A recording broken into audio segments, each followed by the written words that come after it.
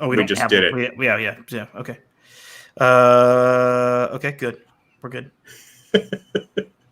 What? All right.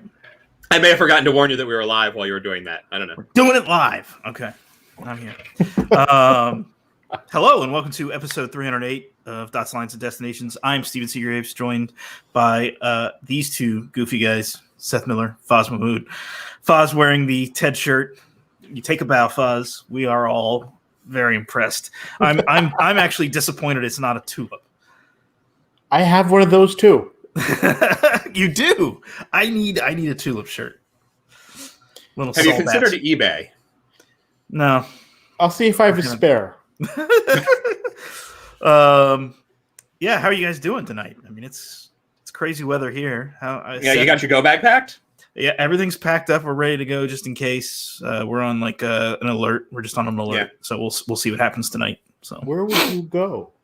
Probably north because they can probably stop the fire at the interstate at this point because the interstate's not. There's a lot of concrete and they could probably stop it there. So you say that, but in like the 2004 fires in San Diego, it jumped across 15 near Miramar, which was like 16 lanes wide. No, that's not. That's disheartening. I don't know. I really don't know. I mean, I feel like I would that, or we could head east at this point. But if it makes it that far north, I think we're all kind of screwed because it's. Aren't the fires east? We could go north and east, okay, so north. Across the river, and then out to Idaho. So, go to Walla Walla. We'd probably go further. We keep going. Mount Rushmore. Yeah, there you go. I like it. That might be a little too far. Yeah. So I think the big news today, guys, really for me, besides the fires, is United's announcement this morning of what I would call random routes. Aspirational for them to fly, or aspirational for us to fly? Well, them more than us. So here's a question. They announced 7 new routes today, or some of which are not actually new. They're just restoration of previous service. But of the 7, which do you think will actually launch on time? Newark, Maui. Will or will not? Will. Okay. That's next summer. So that's the latest of the group. And Chicago Kona. Yeah. I mean, right. That depends on the government of Hawaii basically dropping its quarantine restrictions, but I mean that's what blows my mind, right? It's like San Francisco. When do they have San Francisco Bangalore slated for? February, March, whatever the seasonal starts. I just don't see that happening. So the question is, what do they know that no one else does? Right? You don't make these decisions randomly, don't you? Though. Unless if you're Delta, there's market demand. We can't say it only about Delta anymore. They're all doing it. It's true. It's true. They are all doing it, but I mean, Newark, Cape Town, nobody thought would do well, and it actually did do well, right? That was probably not well enough to come back, though. Yes, it was on the schedule again. Not anymore. Well, that's when this blows over, it'll come back, right? But it was. South Africa's not letting any international flights land. That might have something to do with it. But nobody thought it would last beyond the first, including people in the airline industry, that would last beyond the first season. Yeah. Right? The fact that they loaded it back for the next season spoke a lot, and it was full. Yeah. So, I mean, there clearly some of this is well researched, and that I would argue that was probably the riskiest route that United has launched in a long time.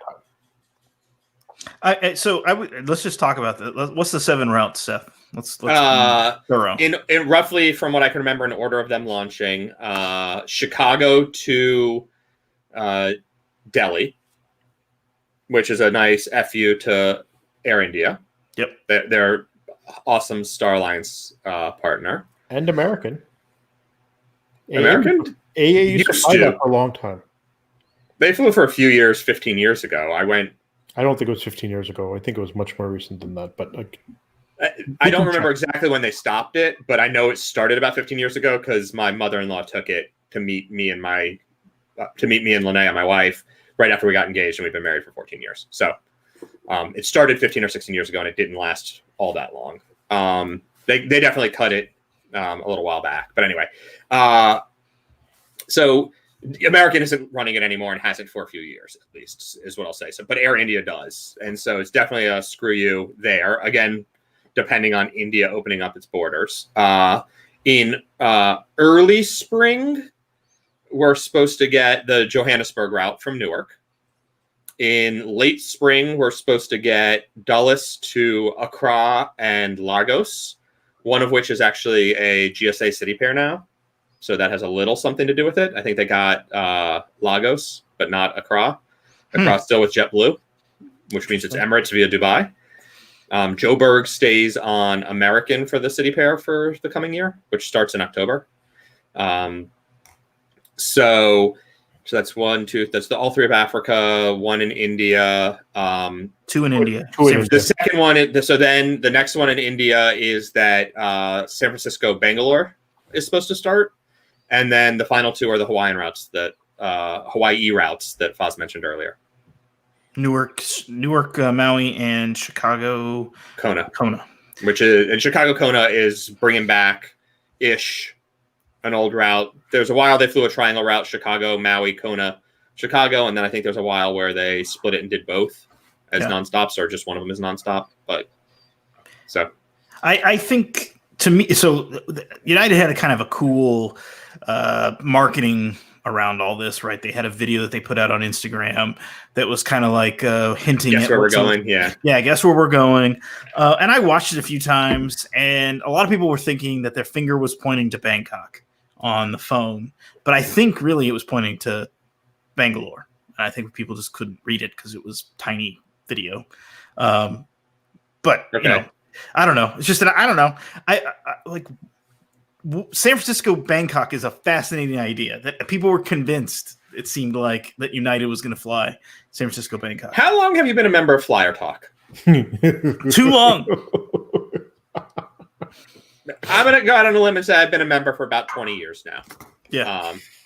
19 plus, I think, if I had to double check. I think I joined in late 2000. Of that time, how many threads have been started in the United Forum discussing the need for service nonstop to Bangkok? A lot. A lot. I'm just going to say, this is not a new concept. There's been obsession with that route for so effing long. Well, I wonder why. Like, it's because it's a cheap, it historically has been a very cheap vacation destination and good jumping off point into Southeast Asia. Yeah. The United flight, the American flight stopped in 2012. Okay. So 8 years ago. Yeah. Thank you. Producer services. Is Rolo there? Is he like behind you? No. Passing notes across the table. His spirits with me. I like it. I mean, so instead we get San Francisco, Bangalore, which I think all three of us can agree is going to be a moneymaker because you're kind of connecting two tech centers. Yep. If the economy in San Francisco recovers and we can actually fly to India, then yeah, I think it's going to be a moneymaker. So here's my question for you. What do you think of San Francisco, the quote unquote, the Bay Area demand? We always mostly think about San Francisco, but Alaska Airlines and American want to run that Seattle Bangalore flight. They announced it first, and it was actually supposed to start this fall, and obviously they delayed it. But what if you're in a startup or based further south in the Bay, would you be happier driving the less trafficked, more consistent, and easier to get to small airport of San Jose City, in your honor, Stephen, and then connecting in Seattle versus the pain of traffic and dealing with SFO to get on the United flight via nonstop? After a 16-hour flight, the last thing I want is another flight. Instead, you'd rather spend 2 hours stuck in traffic? I would be perfectly okay with that. Yes. It's not the 5. It's 101 or 280. Okay. The thing is, you get off the plane, depending on what time it gets in, you might not even have traffic, right? You may not, but you could stop. You can eat a meal or something. Just sit on the ground for a little bit before rather than running to another. And having to do an international to domestic connection in Seattle, It's no fun. until they get the customs facilities squared away and all that. It's not going to be a fun experience. But the real question is, will American launch that route now? They bet a huge operational expansion in Seattle and a pseudo hub-ish international service on 2 routes where right, it's that in London. Right, but I bet you a lot of their route a lot of the traffic they were expecting was going to come out of the Bay Area, and we know that United controls the Bay Area. Do you think it's the Bay Area though? I mean, I'm thinking Amazon, Microsoft, all these. There are tech companies other places in the Bay Area, and Microsoft has a very large Bangalore operation, as does Amazon, I believe. Didn't they say that they were expecting about half or less of it to be O&D? Something like that. But still, I mean, half. I mean, so I guess you are relying on the Bay Area, but you could also get connections from, say, here in Portland, where you've got Intel, you've got some of these other small software startups that are happening. I don't know. I mean, I think it's definitely going to hurt them that United's starting San Francisco Bangalore. If United starts it, I think that's the other thing. Is this really going to happen? But I think United will start it. The question is, the real variable is when. Mm-hmm. Yeah, I think that's very much a function of borders, right? Yeah, and testing and whatever else the rules are. But borders and demand, right? The borders could be open if people aren't ready to travel. It doesn't make sense. Yeah. Sorry, I'm having to drink a lot because my smoke is it's just messed up my sinuses. So the other is it whiskey? No, it's one drink is LaCroix. Oh, you're double fisting tonight. I'm not allowed to have soda, so this is LaCroix that tastes like crappy cola. LaCroix has a cult following. You might have just offended somebody. If I did, I'm sorry. I'm not really. No, sorry. you're not. Yeah, you're not. Hey, come on, Foz. This is Stop Signs and Destinations, or Detonations, depending on how I've named our YouTube channel. We tend to do that on a regular basis. So I want to talk about the other one. So Chicago Delhi makes sense as well, I think, from the perspective of large Indian population going up against Air India, who is not necessarily a great operation at this point. That's putting it nicely. Still trying to sell. I think for people in Chicago who need to go to Delhi are probably like, oh, I could do this.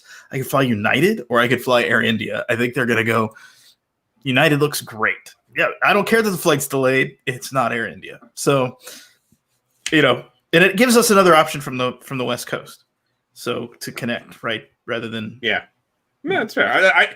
I fully support all of these things. I like the idea of more competition and more crazy things. Cody is from Alaska, which means it's 2 p.m. they're watching this. So, good on you, buddy. Hope work doesn't mind that you're taking a break. But, the Anchorage hub thing isn't going to happen, dude. Sorry. As long as we're talking about West Coast connections and different ways to get to Asia. Yeah. And I wonder too, the Africa routes are interesting to me. I know you said one is GSA, but the other but they're not launching the route until the spring, and they've got the GSA City pair now, which means they can just put you on a connection, presumably Lufthansa. Yeah. With the JV, I guess Brussels is also. And you said it's Accra is the city. I think Lagos is the JV and Accra is not. Okay. The reason I was asking is because I would say Accra is probably easier to connect you on Brussels Airlines than Lufthansa, but Lagos. Yeah, I think Lagos is it's either or. Lagos is interesting because they had Houston Lagos there for a while, right? Right. So that's another market sort of returning, but they're going out of DC now. But it was a 772 for most of it. Right. Well, that's only because the 787s didn't show up and then were grounded. Right. But I think that was partly because that was partial. I think that's part of why that wasn't so successful. Yeah, financially, sure. But now they clearly have 787s available to run it. They could have gone back to Houston, but I assume presumably are betting that it's going to be more government and VFR traffic than oil traffic. Yeah. Well, and is Ethiopian still? Whenever COVID's over, is Ethiopian still flying? Lomé from Houston, or have they given up on that? I think so. I mean, they're some of their flights are back. The Newark flights are all back. Really? Yeah. Oh, cool. Yeah. Okay.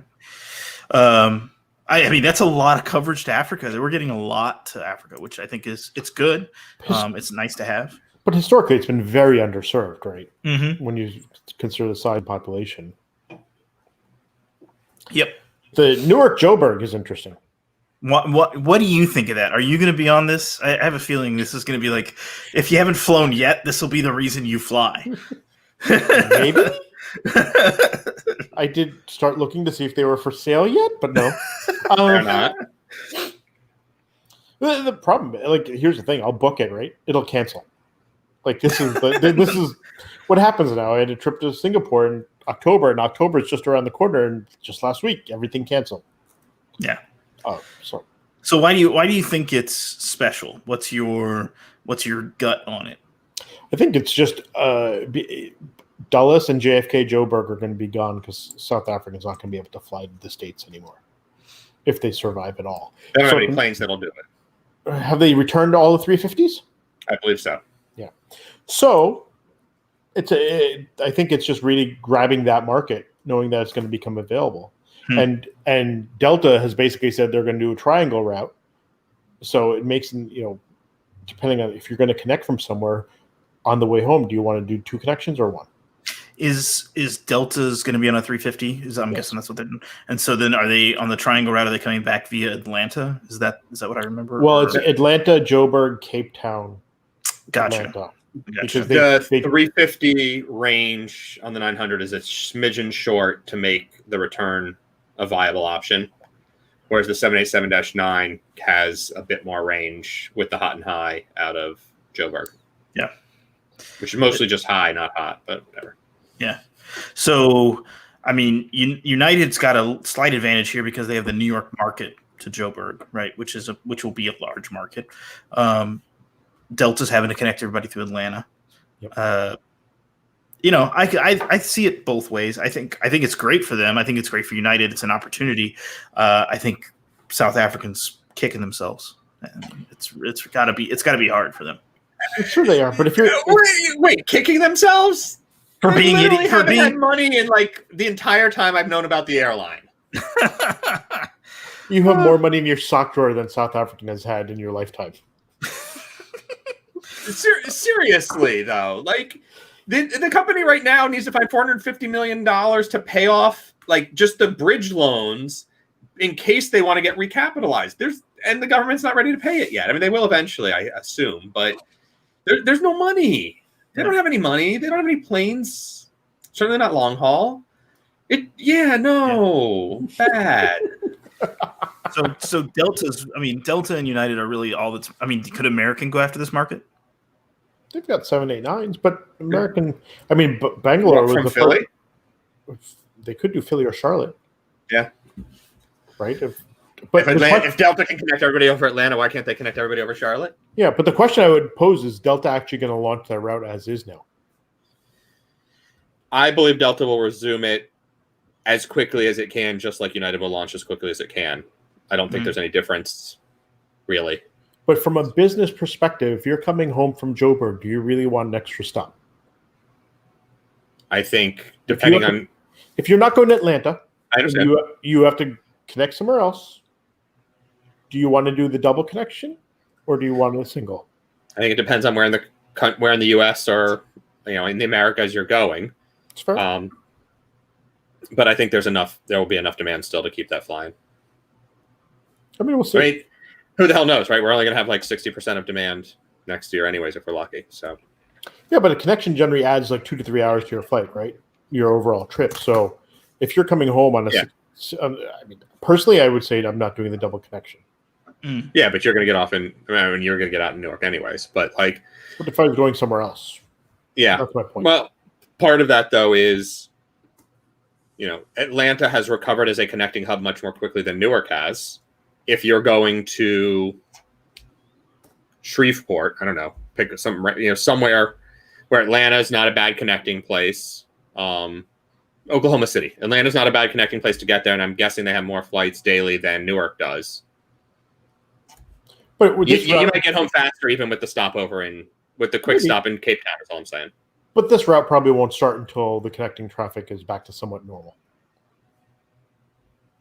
Again, we're only expecting 60-ish% next year, right? And maybe 70. Like what level are we going to have, and where those cuts going to be? A lot of it's going to be international, but domestic right now is what's supporting the market or supporting the airlines because there is no international service. But at some point, international has to come back, or the total volume of traffic just never really recovers. So, but I go back to what is United seeing that no one else is? This is a bold move they've made today, announcing all these routes. Well, is it bold?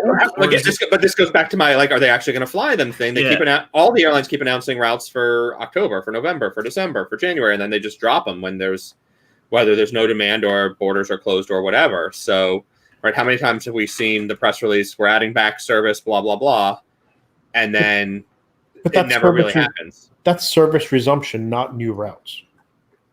I respect that technically those are different things, but at the same time, we're going to start putting planes between two places again. That's fair, but to build a new route, you need to start doing all the work of laying out the infrastructure at your new destination. Right? How many of these route resumptions, especially international, are not contract ground services anyways? That is what all these new ones are going to be. But you still have to negotiate the contracts. You have to negotiate. There's a lot more. Like you can't just say, "Oh, I want my gate from 10 years ago back." Well, and marketing and all that stuff that goes into it, right? Because you got to start selling around. Yeah. I mean, I agree. I mean, there is some bold move, but at the same time, I feel like United could always say, well, we're not starting it yet. We're starting it in another 3 months, or we're not starting it for another month, or whatever they need to do to make it work. Why would you go through all that effort not knowing when you're really going to launch it? Well, what would they know? Are they part of like the I don't know. WHOUA? Yeah, no. They might be seeing insights in their own data, is what I'm saying. Right? They might be seeing some patterns that they're extrapolating that the other airlines are not seeing. Number of searches for San Francisco, Bangalore over the past 6 months. I mean, there's no secret from a technology perspective; they're ahead of everyone else. And true. Anything you do on their website, they know. True. Very true. So. And they no longer have to wait till the next day to get the exception reports that suddenly 3,000 people were searching for Seattle to Tokyo on B fares, right? Details. For those of you who don't remember, that was a $660 B fare class it's Continental at the time, right? Continental. Seattle to Tokyo. I want to say it was probably 2007, 2008, maybe 2010-ish. I don't know. It was a while ago. I could go look it up. I did one of those, and it was a B fare, and it was only 15,000 points to upgrade, and the upgrade inventory was wide open. It was a glorious way to get a cheap business class ticket to Tokyo. Backtracking to Houston. Yeah, and backtracking via Houston. You could choose. You could fly the Northwest Partnership nonstop, or backtrack via Houston. I still remember being torn. Do I want the more miles, or do I want the new line? And do I need to requalify for elite status, or should I get this nonstop and get the new line? And I actually chose the more miles. There was a second mistake fare that it overlapped with on Baltimore to Seattle. And so at one point I was holding two different bookings on the same flight. That broke a lot of the United system or Continental systems. They were not happy with me. And then I got a weather waiver on the Baltimore ticket and managed to reroute it for my ticket home from Seattle in the end. So I win. I like Kyle's comment. LaCroix cola tastes like static. Yeah, I'd agree with that. Tastes like static. So I think that covers the routes. Let's jump over and let's just talk about basic economy. American is saying that 85% or something like that of their tickets are basic economy. Is that this summer? They sold a ton of basic economy this summer. So what's happening? Like, I mean, I know it's cheap, but regular tickets are cheap. Like, not even basic economy tickets are cheap. Just like there's a difference, but when you're buying 4 or 5 tickets, $10, $20 adds up. Yeah, right. So it's mostly leisure travel. Also, the main, I would say, as an educated consumer, my main problem with basic economy is it's a bit of a use it or lose it. Yeah, and right now that's waived because all the airlines are still allowing changes on them.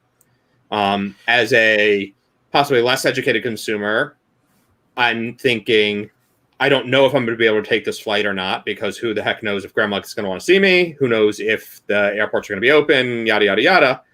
I want to invest the absolute minimum amount of money as possible, because I might have to throw it away.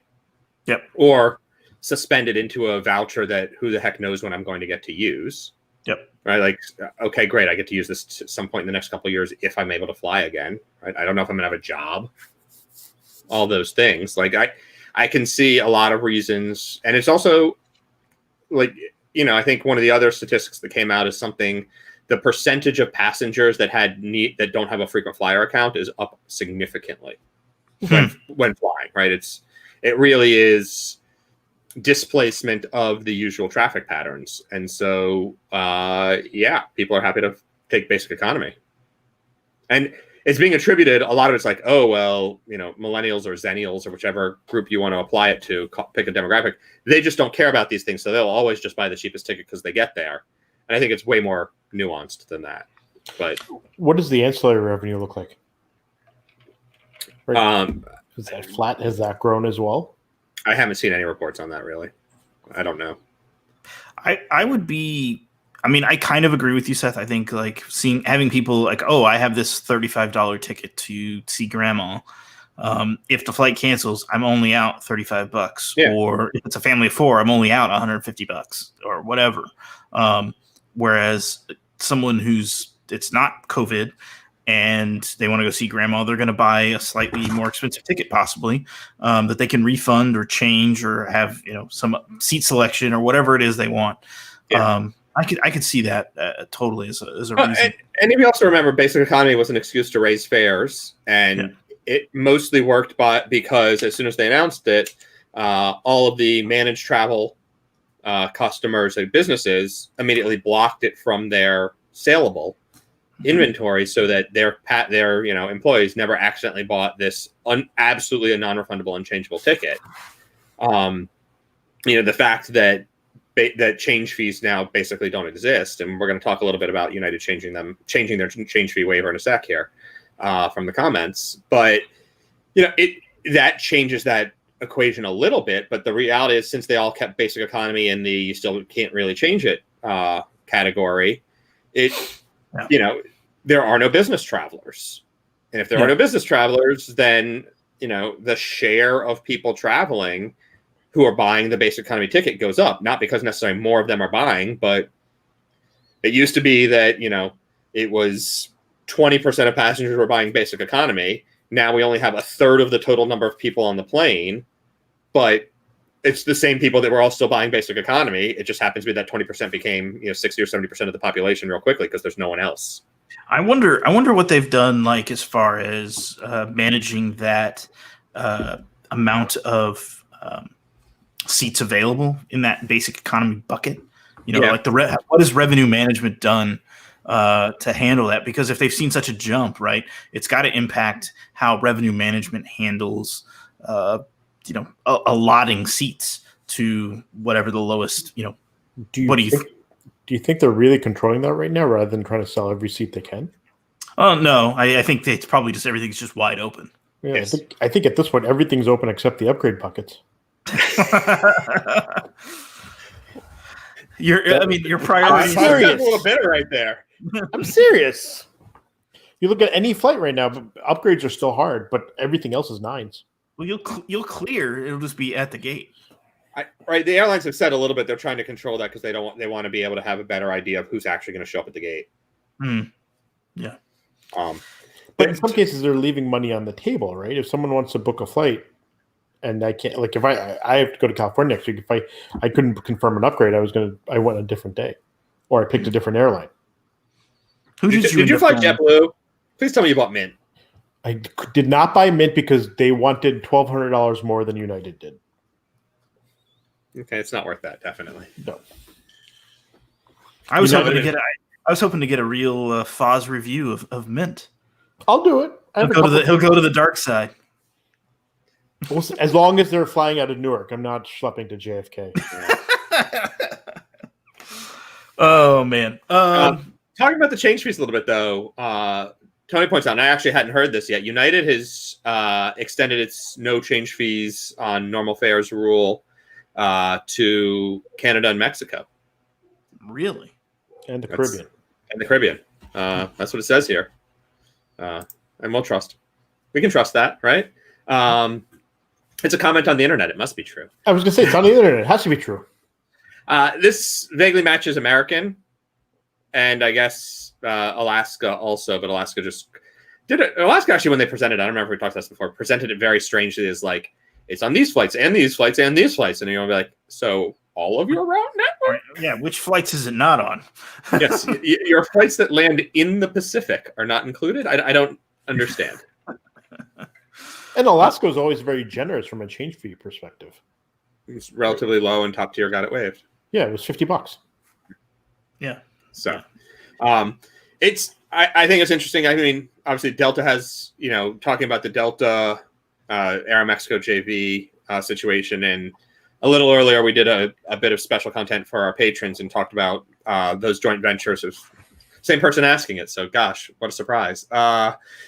Talking about that a little bit, and sort of how all of those are impacted with this shift, or with the bankruptcies, or all this, the lack of demand. I do wonder. I don't know that the change fee situation necessarily has a huge impact on that. I guess you could argue that if they're both selling the same fare, and one of them gives me free change fees and the other one doesn't, I'll buy with the one that does, and that might shift a little bit of the rev share. But I don't think it really matters. But are change fees part of revenue share? I don't know. I would guess not. Yeah, I don't think they are, because they're not part of the fare. But it's an administration fee. It's an administrative, but because it's also not really an ancillary. Right, it sits in a weird no man's land. I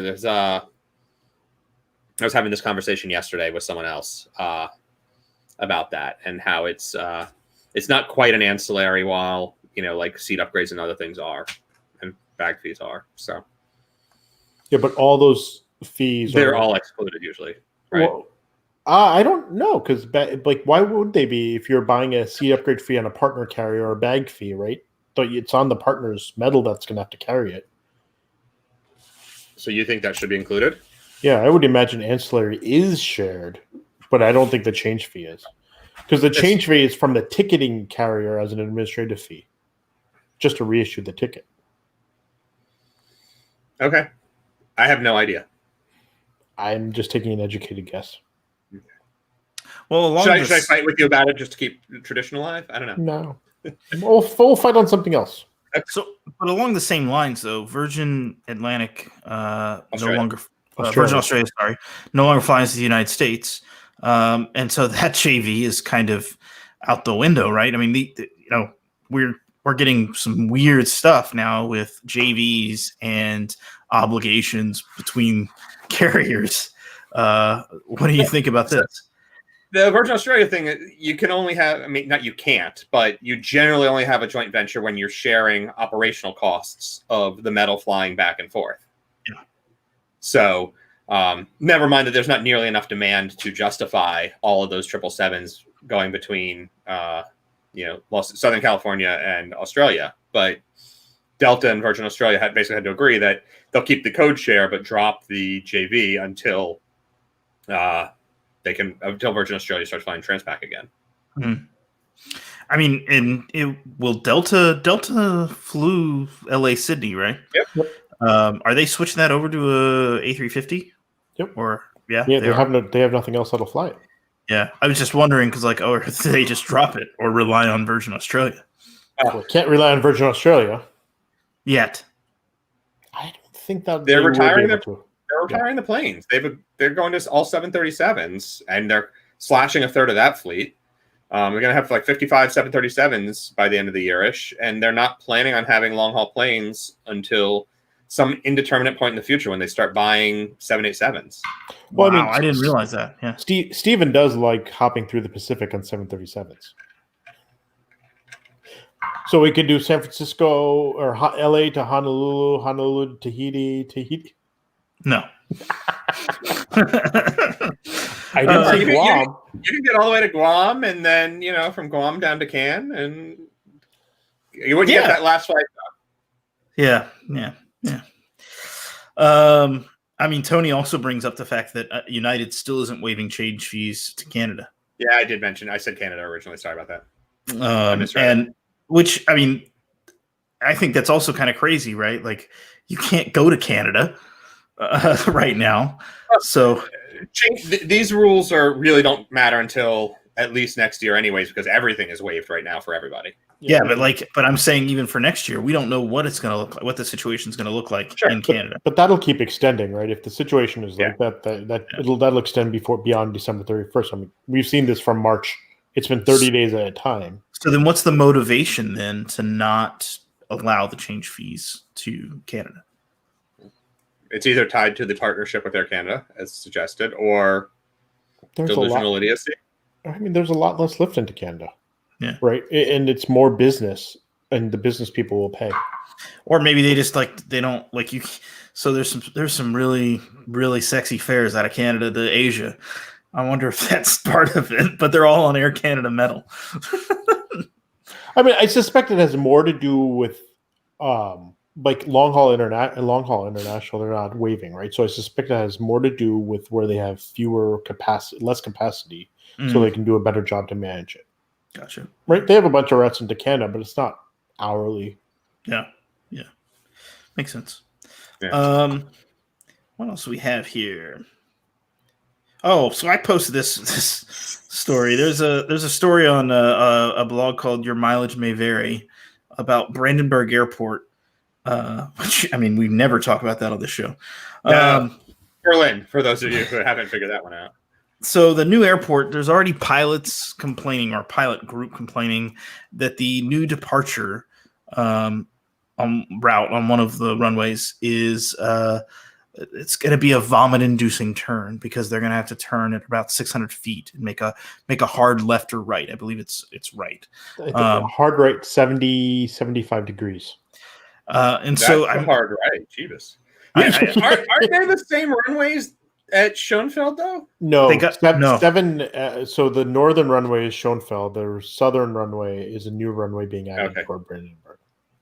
Okay. But what's hilarious? I mean, even a 70. I mean, yes, 70 degrees is a big turn. Like I always thought the departure of Newark with the little zigzag for noise abatement was fun. But what about LaGuardia? Which LaGuardia? I'm trying to think. The one going. Even some of the JFKs are like you can make a sharp U-turn if you're on like. JFK, you make a turn. LaGuardia, you generally just go straight out and make a gradual turn, depending on which way you're taking off. Well, I'm thinking about the one where you take off to the east. Oh yeah, if you take off on 13. Yeah, you make a hard right. You got to make because you have to get out of the JFK traffic. Yes, and that one is a hard right. So, I've never vomited. But I don't know if that's 70 degrees. But this one they're saying is because of noise abatement, right? The LaGuardia one is because of traffic. They built the airport is in the middle of nowhere. What are they talking about? There might be cows that are very sensitive, Stephen. Allegedly, the area to the east of the airport is heavily populated. Look at a map. I believe you. There's an IKEA. It's like Portland. There's an IKEA right under the flight path. Well, that could be heavily populated. There's a lot of hipsters in Berlin. That could be very popular. They want their shopping at IKEA to be quiet. To be quiet. Hendrik is here from Berlin. I'm interested to see what he says about this. I'm sure he's yelling at us probably. You morons. Anyway, so. Yeah, they're saying this is a vomit-inducing turn, and they shouldn't be doing this. And so I think they've actually taken it to a court, and the higher administrative court of Berlin Brandenburg has already ruled against their complaints. So this is a whole lot of making hay out of something that's not going to actually change. Yeah, pretty much. So I guess how many appeals are they allowed? Yeah, well, that's a good question. And how long can they delay the airport with their? Well, I have to assume, and Hendrik has now chimed in confirming that it is the southern runway and the Hoffman curve, which is what they're dubbing this turn. Which I assume there's someone named Hoffman involved in planning the runways or something. But I gotta wonder how much do they need that extra runway initially, especially these days. But right, if it's in theory that they're going to move the the Tegel operations over, but there's not even that many of those, or weren't that many of those. So like, how long until they actually need to add the second runway, and they could just run on one for a little while, I suppose. Wait a minute. The easy solution to this would be use the southern runway for landings and use the northern runway for departures. I'm sure there's a reason we can't do that. I mean, really, they're parallel runways.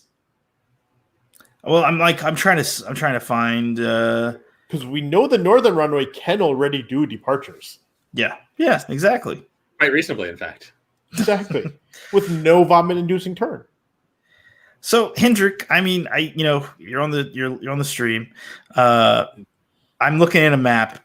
Literally, the departure would be straight over an IKEA, and I thought you were just making that up. And a place called Einfach Gut Parken, which I'm guessing is a parking lot, and then a little village. Is that in street good park? Is my German that vaguely that good? Einfach Good Park? Einfach. Einfach. Okay. But it's going over the village of Waltersdorf. And I'm guessing a bunch of people in Waltersdorf got together and said, do we know a pilot? We don't want these planes over the village. And, that's probably what happened. I have a feeling what happened. Yeah. I mean, they sound... and Hendrik has chimed in that it is, in fact, not going to be the default departure anyway. So we got some confirmation on that. And we've got someone else saying that it's easy parking is my terrible translation. There you go. I mean, the one valid argument that the pilots did make is making a turn like that at 600 meters. There's a lot going on that low to the ground, and it's an additional distraction. I could see that being more of an issue than the impact of passengers. Yeah. Right. I mean, and there's a lot of airports that have special departure procedures like that, right? You would go down to Burbank or Orange County with the sort of not quite coast, but de-throttling after the sort of you launch and then you just coast until you're over the water. Your aircraft carrier departure and then coast until you get out to where you're supposed to be, and then you can actually turn the engines back on. Sort of situation. I do get that those are more complicated and require special training and probably make it a little harder to operate from.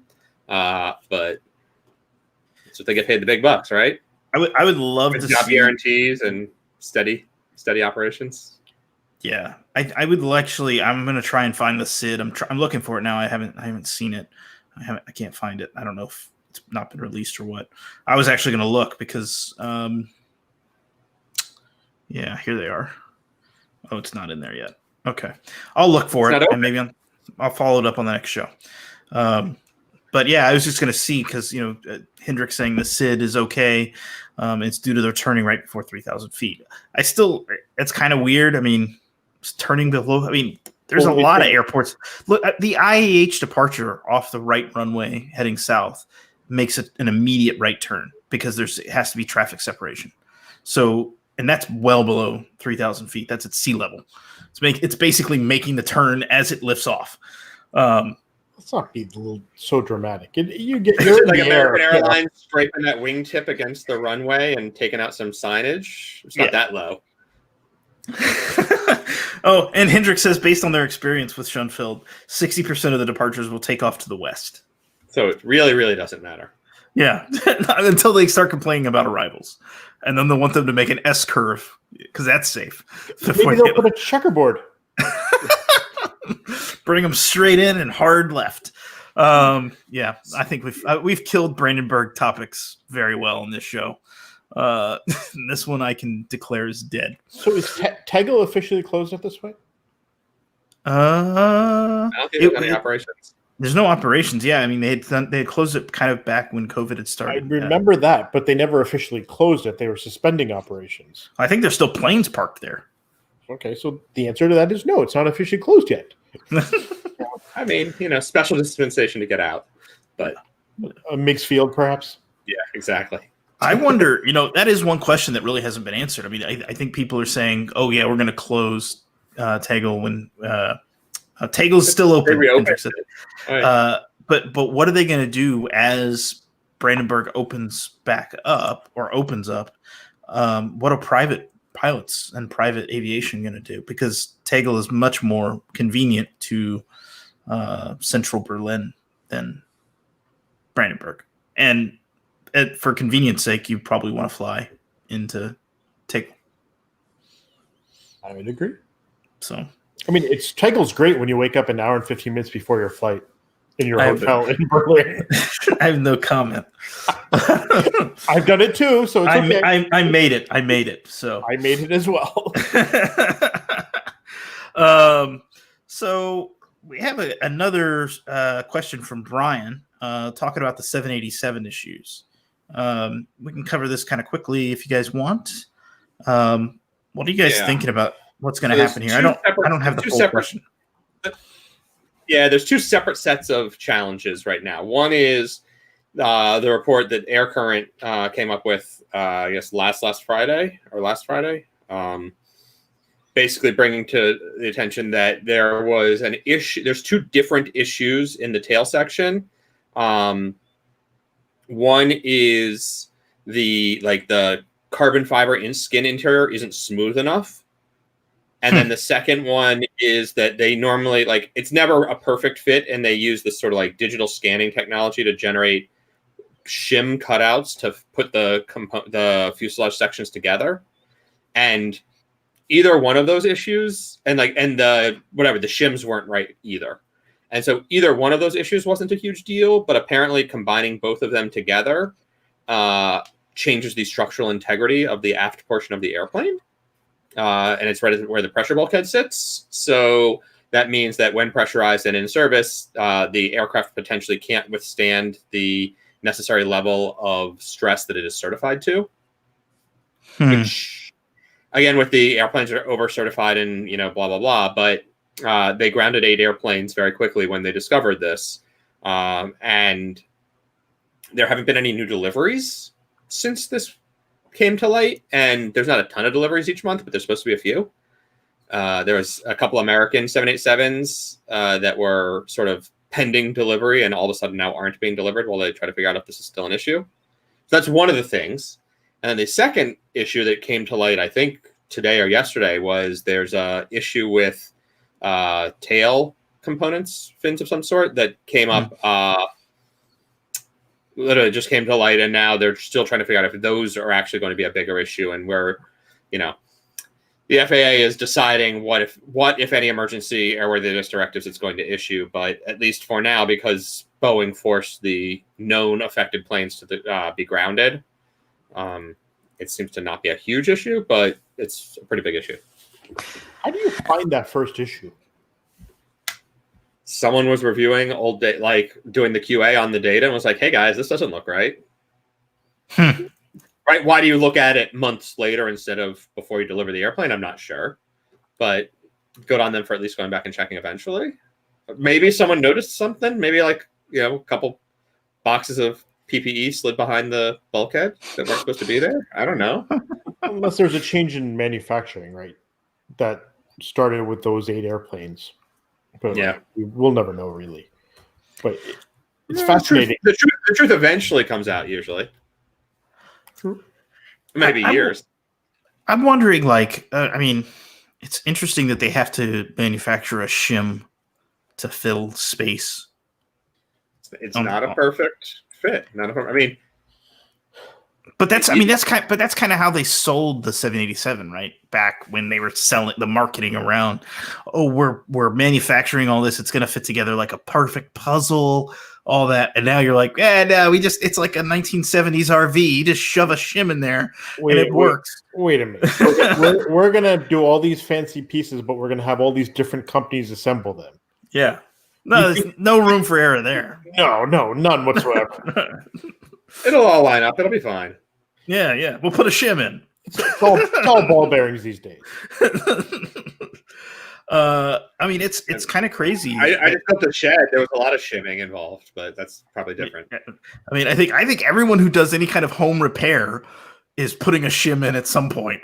But the 787 that I'm flying on at 41,000 feet, I feel like a shim is just it's like a Band-Aid. Like, yeah, it's like speed tape. I was gonna say speed tape.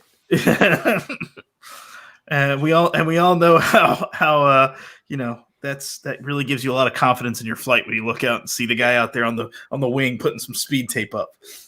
I mean, better than the 380 that's flying around without a cowling. That picture was circulating on Twitter. Was that Was that an A380? I thought it was a 747 at first. Was it 747? I couldn't tell. Yeah, it's 4. Yeah, it's completely. I think it was a 340. So yeah. Anyway, the one interesting thing I'll say is like some of this comes back to the idea of how much is Charleston a problem, and moving production that's all up for debate now too.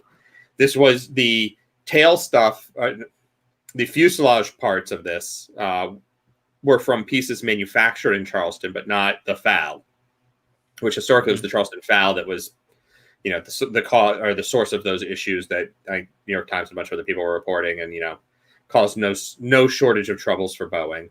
The tail fin stuff is out of Salt Lake, I think.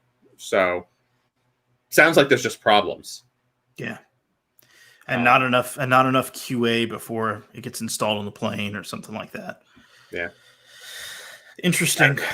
I mean, are they they've taken these specific frames out of service. Are there any potential other frames that are going to come out that we know of, or is that just kind of we won't know until they start telling the airlines, hey, that this plane needs to be removed? Yeah. I think they definitely have acknowledged that other aircraft have one of the issues. Okay. But not both at the same time. And I think it was the combination of both at the same time that really made it a problem. Okay. Do we know which frames have been pulled out?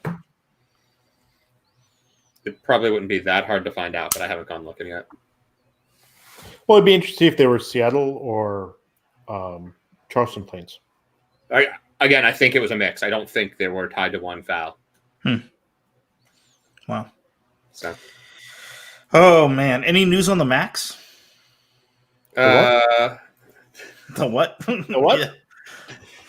So the EASA is doing its test flights this week, I think, right? Transport Canada did theirs last week out of Vancouver/Seattle. And everything's going well. Good news, bad news. No one said anything. The planes haven't crashed during the test flights. Bonus. Yeah, I mean, I'm going to call that good news. I'm check. I'm a bottom line kind of guy here. Is everybody still alive? Okay. Yeah. All right. Well, except for the 346 from the other two crashes, but that's current. New numbers. Is everybody still alive? Yeah, I think so. I mean, I've seen a few up and flying up here around Moses Lake recently, and so I'm guessing they're just stretching their wings and getting them out, testing the engines, getting the engines back up and running and stuff again. But were these ones that were previously parked, or I think they were parked ones for. I don't remember. It might have been Southwest, but they brought them up. They brought them up from somewhere. Maybe probably would have brought them out of Victorville. Yeah. Yeah, I think it was out of Victorville, and they were flying them around for a couple of days. So Southwest has been pretty clear that they want the Maxes as soon as they can get them. So even in current times. Interesting. I think that's pretty much the show, guys. I have a article about turbulence, but I don't think there's anything for us to talk about. There's just some new science around turbulence and how. Is it still bumpy? Works. Still bumpy. Okay, that's good. I like that. But yeah, I think that's a show. Anything else you guys want to talk about? Not for me. Foz, I want to know how often you flew TED, honestly, to where you felt like owning a shirt. I have actually been on a TED airplane with Foz. Is this the Spokane fair? No, this was Orange County to Oklahoma City. Oh my God. I forgot about that. Do you remember that? Yeah. At dinner at Chili's, if I remember correctly, in Oklahoma City. You big spenders. Which I can't believe I remember that aspect of it, but that tells you how awful it was. I don't remember that. I remember now that you're saying it, but I did not remember that beforehand. Yeah, it happened. I'm sorry. I believe that was Ted from Denver to Oklahoma City, if I remember correctly. And it wasn't supposed to be. It was a last-minute swap. And there was also, but Stephen mentions also the Spokane fairs. I want to say we had one of, somehow we were connecting in Portland, and I don't know if that was a Spokane fair or still on this Oklahoma City to Orange County. Because I remember going into the United Club with you in Spokane or in Portland. We did and demanding the appropriate compensation of like CR1s for having been downgraded on our A fares. Because we did Spokane, Seattle, Portland, Denver. They probably thought you guys were psychos. That wouldn't be the first time. It would not be an inaccurate observation. But really, Fuzz, like how much have you flown Ted to where you thought it was appropriate to buy a shirt? So, in my defense, I bought the shirt after Ted became defunct. Okay. So it's not because you're a fan; it's because you're paying homage. Exactly. It was more of an homage. It was after they went to. It was actually post-merger where United was getting rid of all their old branded stuff at the United shop. It was like $3. Oh, okay. I mean, for $3, I will buy a Ted shirt because. Why don't you wear it more often then? I don't know. Like I'm seriously disappointed. We all haven't shown up in some kind of airline garb of some sort. I was trying to airline shirt. It is. Or an aviation related shirt. This is Root Happy. Pre-merger also. I was torn between this or the Northwest 787 hat today. Oh, yeah. I like this. This is good. Did Ted have first class? No. That's the problem. We bought A fares and we got stuck in row 1 in shit seats. Yeah. Foz was not used. On a 735, I'm guessing? No, A320s only. 320s. A320s only. I didn't know that. Okay. All right. Yeah. I think I've only flown Ted maybe one time. You're not missing anything. Yeah. So I didn't fly Delta Song either. I have never flown Song. Yeah. We'll never have the chance now. So. Or Metrojet. Metrojet. All right, guys. To our listeners, thanks for listening. Thanks for following along. Thanks for coming to this live show. We'll again announce the next time we do one. Just a little teaser for next episode. We are having Mr. Cranky Flyer himself, Brett Snyder, joining us to talk a little bit about corporate travel and kind of what COVID is doing in that world. So yeah, if you want to listen next week, tune in. But thanks for listening and happy travels eventually. I guess we really got to have Brett on now that you said that shit. He's already accepted. Yeah, we're still going to schedule it. You guys got to give me your calendar. Yeah. Take care, guys. Take care. Good night.